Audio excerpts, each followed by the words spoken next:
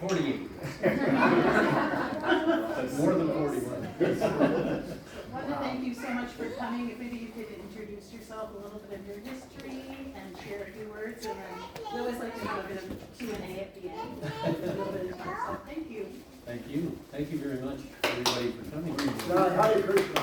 Actually, we're all here for many different reasons, but I think one person who really has brought us all together is A.C. Bhaktivedanta Swami Srila Prabhupada. He really did bring kirtan to the West.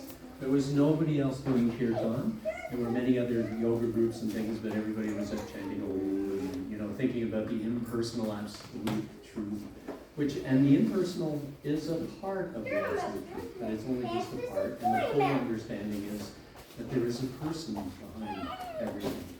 And so Prabhupada brought that understanding, and by chanting the names of that person, there are many different names for Krishna and Jehovah and Allah, and it doesn't matter what religion you follow. But Srila Prabhupada gave us that, and actually even Jesus said, "Our Father who art in heaven, hallowed be thy name." So the name of God is, he also was advocating kirtan. Yeah. And so there's a group of devotees, actually many of the devotees in Russia decided to do a very wonderful project. And what they did was they go out on Sankirtan every day, and they actually do collect a lot of Russian coins. And they started thinking that, we owe such a debt to the Srila Prabhupada disciples who really took up the mission of Srila Prabhupada and then started to spread it to others and really spread it all over the world, helping Srila Prabhupada spread it all over the world. And they thought, what can we do to help recognize those devotees? So they decided that they would take the coins that they had collected on Sankirtan, mix it with maybe some other metals, because I don't know if they had that many coins, but they decided they wanted to make a little murti, a little statue of Srila Prabhupada for every Prabhupada recital. Wow. Out of those coins, and they got a really good artist to design it, and so it really, this murti of Prabhupada really looks like Srila Prabhupada. And so I was in India this year, and I was meeting with one of the Russian devotees who was distributing them, and Purnamasi and I got one, and I've been given the honor to, one of the reasons we're here too is because Garuda Vahan found Srila Prabhupada's mercy and helped Srila Prabhupada spread the mission and to give it to his children and everything, and therefore we're here today also and enjoying this wonderful kirtan. So, without further ado, this is the little murti of Srila Prabhupada that was made, and this is for you, Prabhu.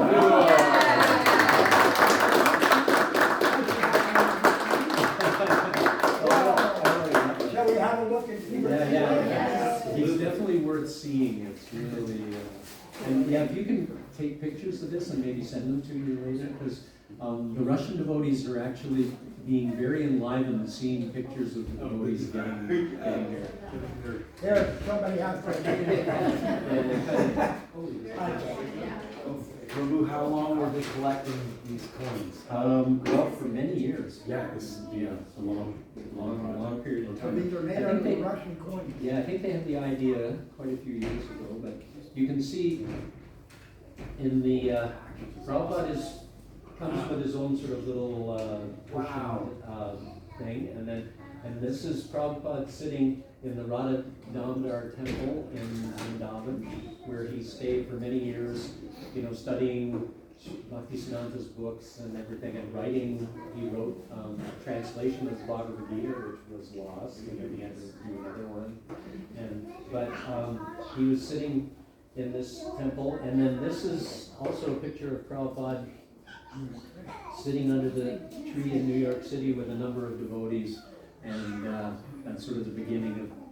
ISKCON. And there is actually a little piece of the tree from the place where Prabhupada was born. God. That's in behind Srila Prabhupada. So if we take Srila Prabhupada out from here and turn him around this way.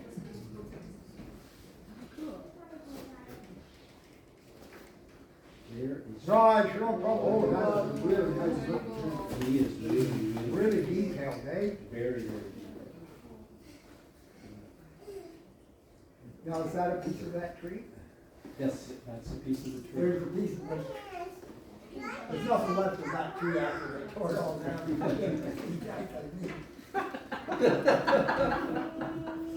And so, Always looking at the right side. What was the tree? I missed the part of the tree. I was sure Prabhupada. Oh, okay. yeah. And so, Prabhupada kind of sits in there. And then you can wrap him up and Oh, he sits and sleeps. you can put him back in there. But he's a wonderful, you know, and you can Wow. travel with him and things like that. There's a little quote in here from Srila Prabhupada.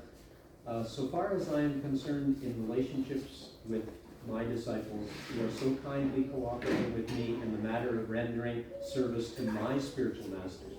For them, I am always ready to come back from Goloka Vrindavan if they are not delivered with me.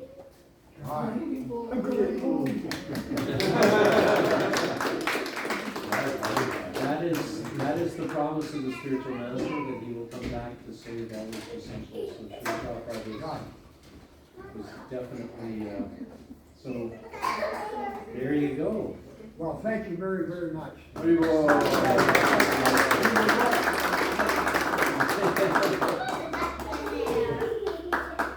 Usually when devotees tell me they're bringing me a surprise gift or something, I don't think it's Sodom. Or something I'll want. This is quite unique. And I have a lovely altar at home, and this will fit on very, very nicely. Give it all honor. Thank the Russian devotees. Oh, yeah. I don't know how to get hold of them. Well, we'll show them the picture. Yeah. Yeah, and actually, even if you took a little video of you just saying thank you, that would, Oh, I I can send it to you. Yes, where's the tray? We'll do it right now. But he can take a video of it, and then Yeah, I'll, well, he's taking a video. you're taking the video. You can show us the video when you get home, putting on your own. Yeah, Where he gets the video. yeah, get him out and, It's like a traveling altar too. it is, yeah, perfect, yeah. Absolutely wonderful. Yeah.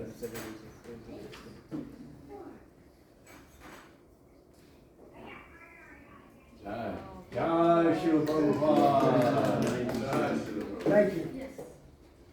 Yeah, we'll thank the Russian devotees, because I think this is very, I like the Russian devotees. You're talking wild. Oh, yeah. And they have a very wonderful community just north of Montreal. And I visited there a couple times with them. And they serve the most amazing facade. Russian dishes. Some vegetarian Russian. Oh, there's a whole ISKCON Toronto Russian group too. Yes, Yeah. yes, they're very nice, they're very nice people. You know, they, we always have. Lots of red beets. Yeah. But they're really first class devotees. You start to review some of the YouTube coupons and that.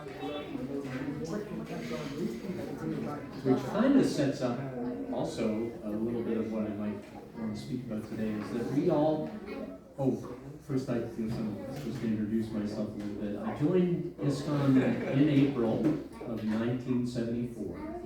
So this is my 51st year in Krishna consciousness. Or I've been in Krishna consciousness for 51 years. And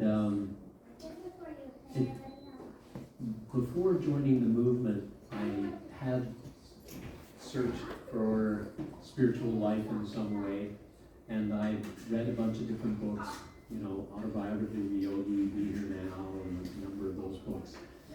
But I was still kind of confused, and you know, it's very confusing as to what spiritual life is all about.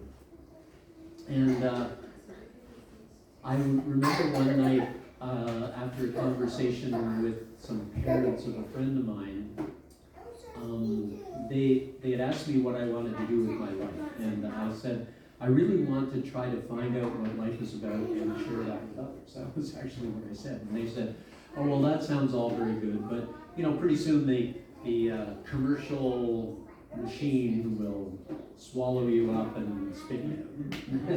And that just frustrated me like anything. And it hit so hard for some reason. I just remember going to sleep that night and I just started crying. And I just kept saying, God, please help me. I just want to know. I just want to know. I just want to know. Please help me. I just want to know. And I cried like that for probably half an hour. And literally, the pillow was wet with my tears. And I just was like, please. The very next day, I ran into a devotee. And I was not one of those devotees who was immediately attracted by the holy name. The first time I saw devotees, I was a student at McGill University in 1971. And I saw the devotees, I walked by Kirtan and I went, I really thought they were nuts, right? And so everybody was kind of like, oh. And anyway, I definitely met this devotee after that night of crying who was not dressed like a devotee. And and he first started talking to me. He talked to me for about 2.5 hours. We had met in a park in Nanaimo, waiting for the ferry to go back over to Vancouver. And I'm sitting in this park in April, it was a beautiful day, sunny. And he comes up and he says, you see that bumblebee that's flying from flower to flower? And I go, yeah. And he goes, that bumblebee got that body due to desires from a previous life. I looked at the guy like, what? What did you just say? And because I've been reading, a bit about spiritual life, and this was in 1973, April of '73, and so I just started asking him all kinds of questions, and he started telling me all about karma and everything. But for 2.5 hours, never mentioned the name Krishna, because I still thought the devotees were crazy. Every time I saw a devotee, I would cross the street to avoid them. And it was really, so Krishna just devised a plan. Okay, you really want to know? You're going to have to figure out, I'll have to figure out some way to get to you. And so then, and he told me all these things, all the philosophy of the Bhagavad Gita without mentioning Krishna, basically. And finally, I kind of stayed with him when we got back to Vancouver and went over to his house. He took me to his house. And when we got on the ferry, he did mention the name of Krishna. and I figured, I guess Krishna just kind of let it slip out, because then I couldn't really avoid the guy. I couldn't jump off the ferry and swim ashore. So basically, I heard the name and I went, wait a minute, you mean those guys with the stuff on their foreheads and the shaved heads, they know all this stuff? He goes, yep. I go, oh man, I've been running away from those guys. And next time I see them, I'm going to run up to them. So I happened to be working in Banff that summer, and when I first got to Banff, on the very first day practically, I think it was about 3 days after I arrived, I was going from the Banff Springs Hotel, where I work, into downtown Banff. And I don't know how many people have been in Banff, but yeah. And when you're coming down from the hotel and you cross the Bow River on the bridge, and just on the left-hand side there's a park, and nice grass and everything. And there were a whole bunch of people around the park, and I heard this ching, ching, ching, ching. And I knew that it was devotees chanting, and I hadn't really seen any devotees since I talked to this one guy on the ferry. So I pulled over, talked to the devotees, and I saw there was a whole lot of people ringing, and I stood in the crowd for a little while, and then they said, anybody who wants to chant with us, come on into the center. So myself and one other elderly lady, at that time I was 18 years old. So one other elderly lady, she was probably about 60, 65. And we both went into the middle. Nobody else moved. And so anyway, we had kirtan. There were about 5 or 6 of them. And then they were packing up and said, well, we have to go now. And, you know, if they had said to me, oh, come on, you know, I might have just said, okay, I'm quitting my job. I'm joining you guys. But that didn't happen. They just kind of packed up. They didn't even give me a book, which is kind of strange, I know. And I didn't get a Back to Godhead magazine or anything. Anyway, but I heard that, you know, they were talking about Bhagavad Gita, and I wanted to get Bhagavad Gita. So after I'd met them, I went and bought a Bhagavad Gita, and I got the Penguin Classics version, and I started reading through it, and it's so, you know, action and inaction, and, you know, there was action and inaction, and inaction and action, and it was all very confusing. Srila Prabhupada really makes sense of it in his Bhagavad Gita, and the translation makes much more sense. But anyway, I kind of looked at it and thought, really? Everybody's talking about the Bhagavad Gita, and this is what it's telling me? You know, I couldn't really figure it out. And, but then later on that year, I went back to university in Ottawa, and I met somebody who had been at the temple, and they started telling me, and then they gave me a Bhagavad Gita, and then I started reading Bhagavad Gita, started going to the temple, and then I finished my school year in April of '74, and then joined the temple. So that's kind of how and then I was a brahmachari for about 2.5 years, and then I met, well, it was actually an arranged marriage, Purnamasi. That was the way it was in early ISKCON. You know, if you were a brahmachari, but you were thinking, well, you know, I think I'm going to need to be married, and they just said, okay, well, you know, and it was arranged, but it was, you had the right of refusal. So they asked a number of women I was in the Ottawa temple, very small temple, and there were no women around. and so they asked a number of women in the Toronto temple, and you want to marry us a Krishnadas, and everybody was saying no. So like, okay. And finally, well, they asked Purnamasi. Purnamasi was one of them, and she said no. And at the same time, they were asking me, do you want to marry Purnamasi? And I said no. And so another year went by, and then at one point they asked again, do you want to marry Purnamasi? And I said, well, maybe, because by then I'd actually gotten to know her a little bit. I mean, just from seeing her, you know, we never were allowed to talk to women. You know, you were brahmachari, unless it was like, you know, where's the flower? If you're cooking in the kitchen, you know, where's the flower? Where's the doll? You know, like that. Otherwise, you just never talk to a woman. And so it was, all right, I better think about this. And I thought, yeah, you know, I think Purnamasi is probably, she seems very grounded and down to earth and everything. And they asked her, and at that point, I had been to India, and I'd spent time with B.B. Govindaswamy. I don't know if anybody knows. His name was a Yojapati in the old days. And he and I had spent quite a bit of time together in India. And then Purnamasi had spent a lot of time with him on traveling Sankirtan. Him and another devotee, another male devotee, had taken a party of female devotees down to New Orleans, and on traveling Sankirtan, they'd gone to a whole lot of American cities, and they were collecting for the temple in Toronto. And so she asked, Purnamasi asked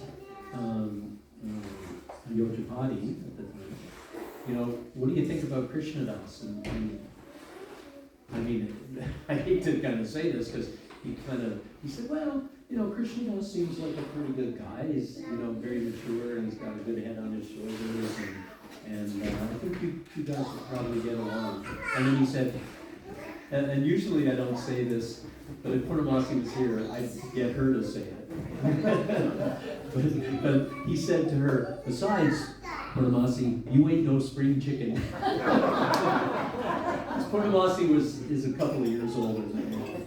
And so, you know, back in those days, even if, you know, if you're 22 and somebody's 25, it's like you know, that's quite a big difference in age, you know, and so anyway, we ended up getting married, and so here we are. And as we go through life, we all have these different designations. You know, some of us are in white bodies, some are in Indian bodies, some of us, you know, I have a Polish, Scottish background. My mother was Scottish, my father was Polish, and I'm sure everybody here has a lot of mixture and whatever.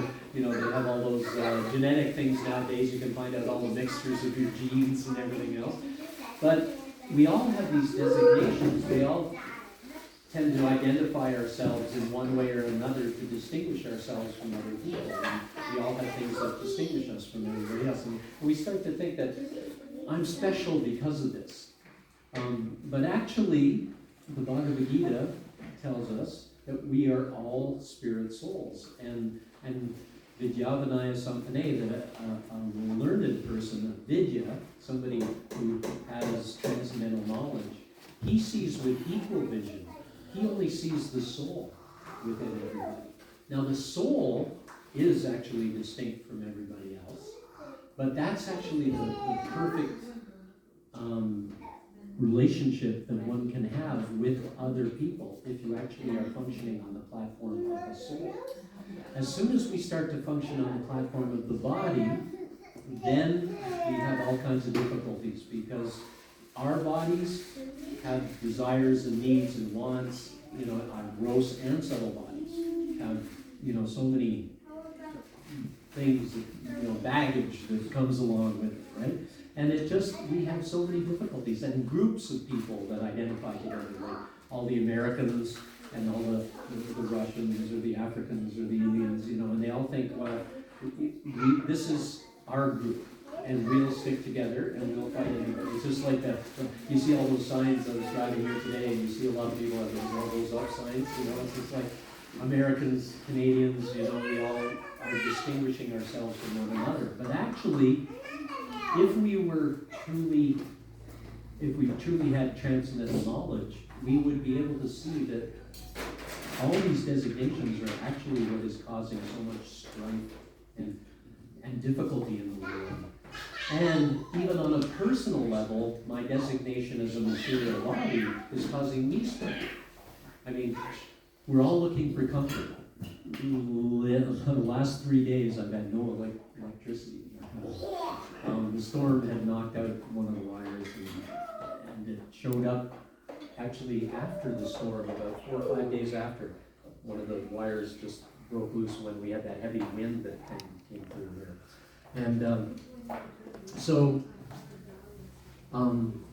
I was thinking about how we were all sleeping together in the living room, and it was cold. The temperature in the house got down to about probably 12 Celsius. You know, when it's cold inside, you know, if you go out on a winter day, like if on a January day it's suddenly 12 degrees, you're thinking, wow, it's warm. You can walk around outside, you know, thinking it's warm, but when it's 12 degrees inside, you feel really cold. And I couldn't imagine how horrible it is for the homeless people who are, you know, trying to sleep on park benches or in bus shelters or things like that, or in tents. You know, they still even, I know in Lindsay and in Toronto, there's people living in tents in the middle of winter. It must be really, really difficult. So we all have a desire to have some comfort. But what is comfort? Comfort is just a relief from the constant onslaught of the material nature. I mean, material nature just comes with cold or hot, you know, and it's very rare, right, that you know, like the Goldilocks story, that one's too hot, this one's too cold, and oh, this one's just right, you know. But it's hardly ever just right in the material world. There's always something that's bothering us in the material world, because we have these bodies, and sometimes it's bothering our mind, or bothering our intelligence, or bothering our skin, you know, in terms of things biting us or getting cold or hot, or, you know, there's just all these discomforts that come our way. And we think, you know, everybody who is not attuned to spiritual understanding, they kind of think, if I work hard and make a whole lot of money and create a house and a home and everything, then I'll be able to relieve myself from all these pains and anxieties. But what happens? It comes along here, it's even more pain and more anxiety. And you know, there's interpersonal strife in the homes, and there's just, it's hardly anybody is having a really good life. And that's what they say is one of the big faults of social media these days, like Facebook and Instagram and everything. They're so many people are taking pictures of when they're happy. And so everybody else is going, but I'm not happy like that. You know, so everybody thinks that they're failing somehow in the material world because they're not experiencing the happiness that everybody on Facebook is posting when they take a selfie. But really, you know, they take a selfie and then I've heard about one guy who was taking a selfie near the, I don't know, it's like the Grand Canyon or something, and he'd gone over the fence, and he's like with the Grand Canyon in the background, and then he stumbled. Yeah, happens all the time. So I mean, you never know, right? I mean, you know, one moment you're like, that's the perfect, you know, nature of the material world. 1 minute it's like, yeah, look at me, and then crash. Well, don't look at me now. And I worked at the hospital for sick children for 20 years. As a respiratory therapist, I worked in the intensive care unit. And I was on the code blue team, and often, I mean, we didn't do it every shift, and we looked after the sickest of the sick. I mean, honestly, I actually saw children die once or twice a week. The whole time I was there, I saw a lot of kids die. And one thing that really was interesting in a sense was that I saw religious people, sometimes, not everybody, because some people were very religious and they really did understand that somehow this is God's plan. I don't know why, but God is taking my child away. But I accept that. But there were others who said, why is God doing this to me? There cannot be a God because he's doing this to my child. I am no longer going to believe in God. I actually heard them saying that out loud. They were screaming because their child was lying in front of them, which is one of the most horrible things. And I hope I'm not, you know, bringing back any bad memories for anything like that. It really is a horrible thing. And, but again, that's birth and death are concomitant with the material body. So if we actually do develop some spiritual knowledge and understand that we are eternal souls, and we start functioning as eternal souls, and the easiest way to function as eternal souls is to engage in kirtan, which is what we were doing. Because in the spiritual world, it's described that everybody who's in their relationship with Krishna, the gopis and Mother Jasoda and Nanda Maharaj and all the cowherd boys, they're constantly chanting Hare Krishna and having fun with Krishna and doing everything that they do with Krishna. But they're constantly there, because chanting Hare Krishna is praying to Krishna, please engage me in your service. And so we are all servants in the material world. Anybody who wants anything has to take a subservient role in some way in order to achieve something in this material world. You can't get it by demanding things from, you know, I mean, it may work for a little while, but it's not going to last if you just go around demanding. But if you go around serving, then you find that, and that is also getting back to why we're all here. Srila Prabhupada came, and what did he do in the very beginning? In 26 2nd Avenue, the very first storefront that the devotees helped him to get. He didn't say, okay, now this is my temple and I'm taking care of it. No, Prabhupada just invited everybody in. They would have kirtan, and he would take an apple and he would peel the apple, cut it into pieces. If there were 20 people, they'd cut the apple into 20 pieces. If there were 10 people, they'd cut it into 10 pieces. So it just, you know, depended on how many people came that day. But Prabhupada just made sure that everybody got prasadam. And then, once the devotees started joining, Prabhupada actually cooked for the devotees. And the first feasts that they started having at 26 Second Avenue, Prabhupada would cook the whole feast. He started showing the devotees how to cook, but the first feasts, he cooked the whole thing. And Prabhupada was an amazing cook. In fact, Jamuna tells the story that when her sister was getting married, Janaki, I think, right? And so when Janaki was getting married, Jamuna, who was, I think, Jane, I think her name was? No, that was Janaki's name. Anyway, Jamuna came, and Prabhupada was cooking in the kitchen, and she asked, "Can I help?" And Prabhupada said, "Yes," and he immediately invited her in. And so she was like, first thing Prabhupada said, "Come in," and then he said, "Wash your hands." so she washed her hands and she started cooking. And then at one point she scratched her head. Prabhupada said, "Wash your hands." and so she washed her hands and went back to stirring, and then she realized, well, I can't touch my hair. And then she said, "Srila Prabhupada, I have to go out for a cigarette." So she went out for a cigarette, had a cigarette, came back in, Prabhupada, "Wash your hands." And Prabhupada was just really, every time she touched, something fell on the floor, like a blueberry that fell on the floor. She picked it up, Prabhupada said, "Wash it and wash your hands." But he just served everybody in that way, and he taught everybody how to engage in bhakti. And really, so the chanting of Hare Krishna, Prabhupada said, chanting, feasting is the real process of Krishna consciousness. There's really nothing else. It's just hearing, chanting, and feasting. So it's a wonderful process of Krishna consciousness, and it is open to everybody. There's no sectarian bounds.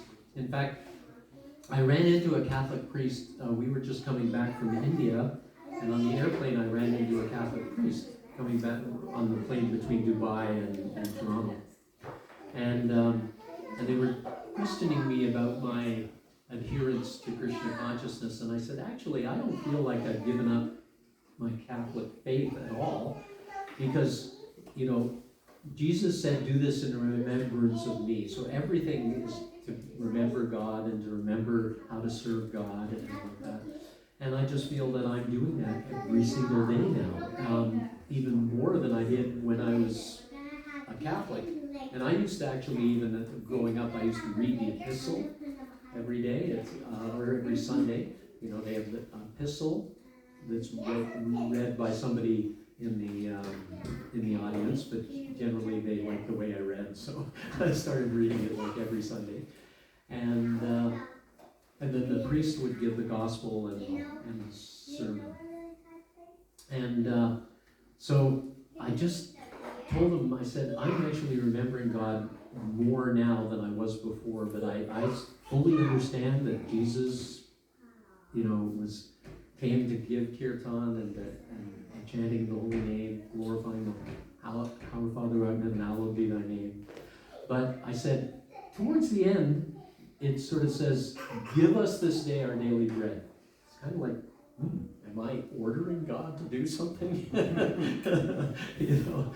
And really, we shouldn't order God to do something, and we shouldn't look upon God as an order supplier. A lot of religions nowadays are kind of materially based, because people think, if I pray to God, I can become rich. That's why, like in the Indian faith, a lot of people pray to Lakshmi. Because if I get or Ganesh, because Ganesh often gives Lakshmi, right? He makes sure that Lakshmi comes through. And so people are thinking that I can get lots of money, if I pray to God. And that's what religion is a lot of nowadays. People go to church because they think, well, if I'm pious and good, then I'll get more money. But that's not the goal of life.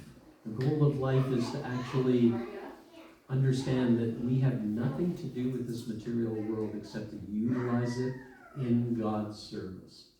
And if we wake up every day thinking that I am going to utilize what I have today to serve God with my words, with my actions, And everything that I do, I'm going to do in the service of God. And when we bathe ourselves, we're bathing ourselves to keep ourselves clean for God. And when we're dressing ourselves to, go out into the world and, look good for God, basically. But not that we want to, oh, I look so nice today, when you're looking in the mirror. It's kind of a hard thing to break. And I don't know if I've even broken it. Every time you look in the mirror, you kind of go, how am I looking today? Right? It's just something, but really, we need to get away from that. We need to actually just look in the mirror. Am I looking at a servant of God, or am I looking at somebody who's concerned about himself? And if we really develop that understanding that I'm a servant of God, and I'm here to serve everyone. Lord Chaitanya said you can only chant the holy name when you become truly humble. More humble than a blade of grass, more tolerant than the tree, and devoid of all sense of false prestige. In such a state of mind, one can chant the holy name of the Lord constantly. So if you're really wanting to chant and be God's servant, you also have to have a genuine humility within the heart and really just put oneself, Prabhu, what can I do for you today? What can I do for you today? What can I do for you today? And sometimes people come to Krishna consciousness and they see the way people are dressed and how they're acting, and they just think, oh, I don't know if I could ever do that. And I say, hey, don't worry about it. Just, if you go home tonight and when you wake up tomorrow morning, all you have to do is just chant the Hare Krishna mantra one time in the morning and just say, okay, I'm going to just try to dedicate my life, my day to God. And if you keep doing that every single day, I guarantee you that your life will just become better. You will start to understand your true spiritual nature. And then everything that's going on around, with the devotees and everything, you will start to understand. It'll just become natural. Because it's serving in the temple, serving the devotees, giving out, offering prasad and accepting prasad. Those are 2 of the 6 interactions between devotees like that. So in this way, it's just a wonderful way to take part in spiritual life. Just even if you just say one mantra in the morning, and I'm going to dedicate my life to God today. And if you do that, you're well on your way. As Prabhupada said, if we actually become devotees, we may get initiated by some other guru, we may have some other guru like that, but Prabhupada is actually our Param Shiksha Guru. Param means supreme, and Shiksha means instructor, and he gives the instructions. So all the gurus in ISKCON are all, following Prabhupada's instructions, or should be. It hasn't necessarily always happened. But generally nowadays, we have Bhakti Marg Swami is a wonderful example of an ISKCON guru who is serving very faithfully Srila Prabhupada's mission. And so if we're taking up this process, even if we may get initiated by somebody else, as Prabhupada promised, I will come back. If we are serving Prabhupada's mission and helping spread, Lord Chaitanya will be indebted to us. Not that we want the Lord to be indebted to us in any way, shape, or form. We don't want that. But what we do know is that Krishna is very appreciative of any little service. In fact, even if somebody just says the Hare Krishna Maha Mantra once in their lifetime, or even walks by a kirtan party, because hearing is the first process of devotional service. So they walk by a kirtan party, they've heard the holy name, they are guaranteed a human form of life in their next life, so that they can once again hear the holy name and continue to make advancement in Krishna consciousness. So it just begins with the smallest of seeds and can grow into something that's so wonderful that Srila Prabhupada has that. He is that personality who's completely in that service relationship with God, and then is in that service to everybody else. I mean, Prabhupada worked so hard translating all his books and giving us the knowledge of Krishna and the understanding of Krishna. And he just did it so well. And so he's a perfect servant. And if we can just become little servants, gradually that service will grow to perfection. Hare Krishna.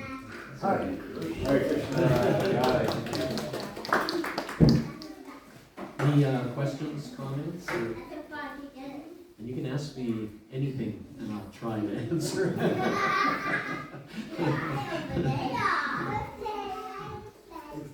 Our subtle body, we have a material rich body, we also have an energetic subtle body. Is the energetic subtle body part of the material nature? Good question. I mean, there are the 5 gross material elements, and then there are the 3 subtle material elements. And so But that the material intelligence false ego. yeah, but that's what forms that sort of psychic body, and that is what travels with us when we're in the material world from body to body. And it's described that it's just like the air carries an aroma. So the karma that somebody accrues in particular human form of life, animals don't accrue karma, but if you are in a human form of life, you accrue karma. And according to that karma, you get carried to another body. Your subtle body gets carried to another body, just as air carries an aroma. Isn't that a wonderful example? So, in that way, so that was that the subtle body you were talking about, the mind and intelligence? And they are especially the idea of traveling from body to body. Body to body, exactly. How you retain some of your development of your Krishna consciousness. Yeah, and you know, if we've had very materialistic and animalistic desires in this lifetime, then Krishna's all merciful. He says, hey, look, if you want to have sex all the time, then you know you can have the body of like pigeons. Apparently, they have sex so many times a day. Anyway, there's you know much better forms of life than the human form of life if you really want to have a whole lot of sex life. So Krishna says, okay, no problem, I can arrange that. But then you're stuck, you know, in that form of life for a while, and you may even take a number of births in that form, and then but always there is a spiritual evolution which kind of brings us back to the human form of life. And when we come back to the human form of life, we again get that opportunity. One of the Vedic aphorisms or codes says, Janma yasya yataha. Janma means birth, and yasya means now that you are hearing this, and yata means now. So you're hearing this, you've taken this birth, it's giving you the ability to hear this and take this opportunity now. So if we take that opportunity to hear about spiritual life in whatever form it comes, whether it's from Allah or from Muhammad or Jesus or you know whomever, as long as it's you know leading one towards a personal God and the understanding of service to God and service to all the servants of God, then that is bhakti. And then if we don't get that opportunity to hear, then we may end up in a human, how we live our life. Because if we live our life in the mode of goodness, but never hearing about God, but we understand that, I should help people, I should, you know, try to do the best that I can in the world and try to live in harmony with everything. That's sort of what's called the mode of goodness. And if we live that way, then actually you can even get a better birth than this human form of life. You can actually get birth in the planets of the demigods, and you can enjoy a longer term of life and things like that. But it's still, even in those heavenly planets, you've still got material body. There's more subtle material bodies, but you've still got birth, death, old age, and disease. Now, disease is practically not there for the demigods, but there still can be some disease. And so you've got those four things constantly. Like even Lord Brahma, the very first created being, his lifespan is the lifespan of the entire universe. He's the only one who lives the whole lifespan of the entire universe. Right now he's about 1.5 trillion years old. That's how long the universe has been around. Like, you know, that's another thing that really gets me, is most scientists, they really poo-poo the idea of creationism, because most creationists go, well, according to the Bible, it was 5,000 years ago, so the Earth's only been around 5,000 years, and everybody goes, oh man, I believe in that. But then we come along and we go, well, actually, you know what? The Earth has been around for close to 1.5 trillion years. And they're like, what? And yes, and the whole entire universe has been around that long, and they're like, holy, and they don't get it. But you know what's an interesting fact that I just found out? You know, they kind of put the age of the Earth planet itself according to what they find in the crust of the Earth. Because that's the only experience that they have, right, is the crust. And so they look at fossils and things like that they can find. And the oldest fossils they can find, sort of, and dating and everything, it puts the age of the Earth and even how it was created and the carbon-14 and all that kind of stuff.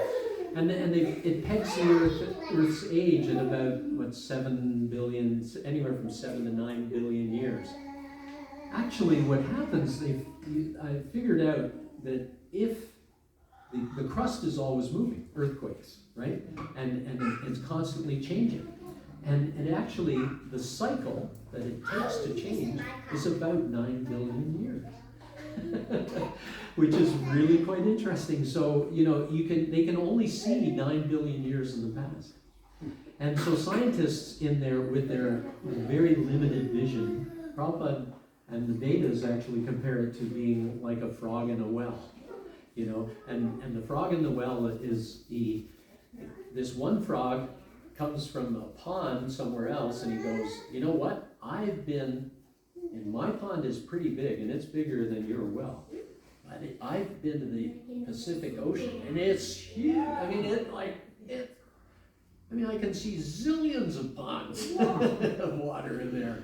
And the frog goes, well, is it 10 times bigger than my well? 100 times bigger? You know, I mean, you know, the numbers just start to mean nothing, right? It's like, and so the material scientists just have this very limited vision. And they think that, no, this is the way it happened. Sorry, but it's not the way it happened. And the Vedas get very detailed into the whole creation process and everything. And I mean, there's even a chapter of the Srimad Bhagavatam which describes how time is calculated from the atom.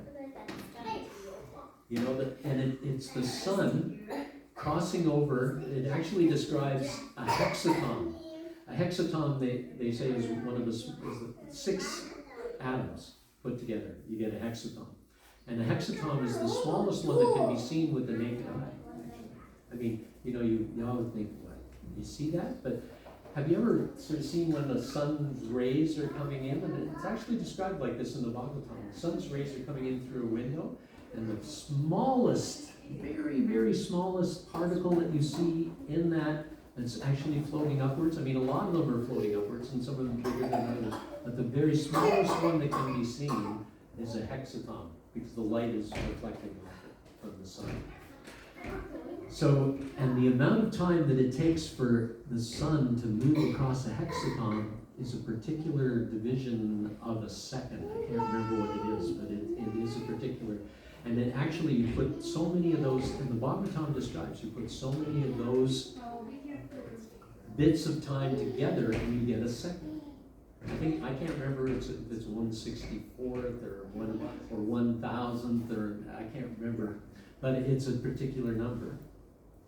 And then it goes on, and then the whole, because of the rotation of the earth, is 24 hours. You know, the Vedas actually talk about the whole thing about where 24 hours came from, and where seconds and hours came from, and degrees in a circle and all that stuff. Everybody thinks that the Greeks invented that. But actually, the Vedas of ancient India that are zillions of years old, because they come right from Lord Brahma, right from the beginning of creation, so they're 1.5 trillion years old. That knowledge has been around for 1.5 trillion years. Sorry. You guys are just picking up on it now, and you're thinking, oh, we discovered, like the Greeks, we discovered, geometry and trigonometry and everything. No, sorry, it was well known in ancient India in the past. That's how they built all those ancient temples that so many, architects and everything go to India. They look at these temples in South India, Sri Rangam and stuff, and they go, how did they ever do that?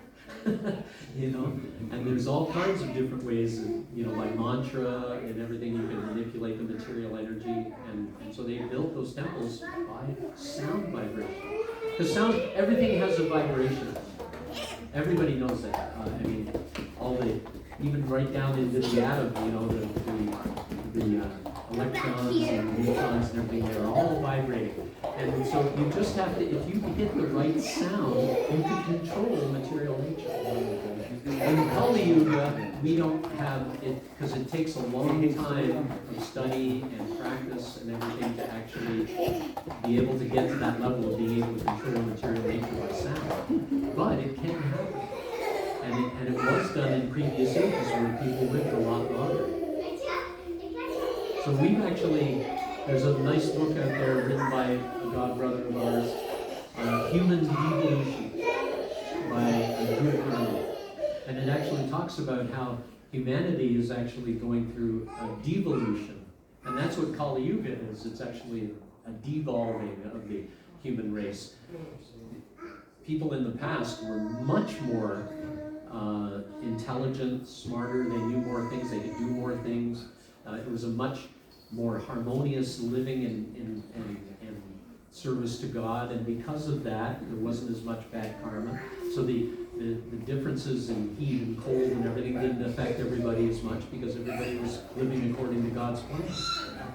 But nowadays, it's all gone, and it's just, we're devolving into Kali Yuga, where soon, people are thinking the best noise I can make is when I step on the gas pedal or something, polluting the air and making a noise and disturbing everyone. We have a guy on our street who thinks it's only 6 blocks long until sort of the main street, and he thinks it's a drag strip. Every single time he gets in his car, and he just floors it, and he's hit like 80 kilometers an hour with 2 blocks left to go, and then he's jamming on the brakes. But that's Kali Yuga. That's Kali Yuga mentality. So anyway, I appreciate that everybody here has come here with, spiritual searching, and I hope that my talk today has been able to help with that spiritual search. If you have any other questions or comments, please feel free to ask.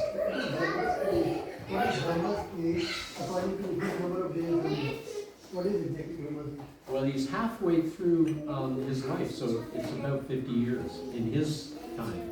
He lives for 100 years, but his 100 years work out to over 3 trillion years. Because in one, there's a cycle of ages. There's Satya Yuga, Dwarpa Yuga, Treta Yuga, and Kali Yuga. And we're in Kali Yuga right now. And that cycle is 4.2 or 4.3 million years. Million years. There's 1,000 of those. So that's 4 billion, 300 million years in one day of Lord Brahma. And then there's also a night of Lord Brahma, which is another 4 billion, 300,000 years, or 300 million years. And then he lives 365 of those in 1 year, and then times 100, because he lives 100 years. That works out to trillions of years.